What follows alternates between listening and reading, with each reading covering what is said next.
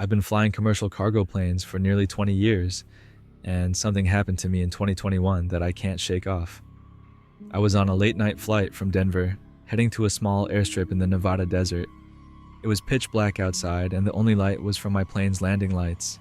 I was used to flying in the dark, but this was a different kind of dark, nothing but empty desert stretching out below.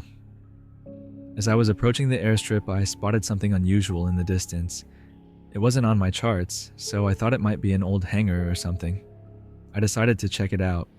I landed on a runway that seemed deserted and quiet. When I taxied further, I realized I'd stumbled onto an airplane cemetery. Rows of old, abandoned planes were scattered around. Some were just skeletons. Others still had their old airline logos barely visible. I parked the plane and got out to take a look. The night was still, and the only sound was the wind. I walked among the wrecked aircraft, checking out the old planes. They were in pretty bad shape, some with broken wings and missing parts. I headed towards a big Boeing 747 that was in better condition, its cargo doors still open. When I peered inside, I noticed some weird marks on the walls and floor, like someone had been drawing on them with chalk or something.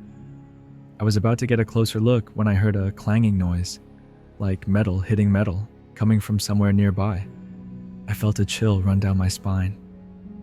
I hadn't seen anyone since I landed, and now it sounded like there was someone moving around among the planes. I started heading back to my plane, but saw movement near a smaller aircraft.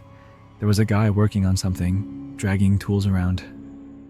I called out to him asking if he needed help, but he didn't answer. He just kept working, his head down, focused on whatever he was doing. I decided to check it out. As I got closer, I saw he was using a large wrench, but I couldn't see what he was working on. Just then, I heard a loud bang from one of the planes. Its door slammed shut. I turned around quickly, and the man was now standing still, staring at the plane with the closed door. It felt like something was off, and I didn't want to stick around to find out what. I rushed back to my plane, got in, and took off as fast as I could. Looking back, I saw the guy standing by the wrecked planes watching me leave.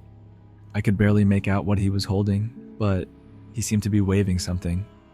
I didn't stop to find out. I made it back to Denver without any more incidents. I reported the abandoned planes and the guy I saw, but no one seemed to care much.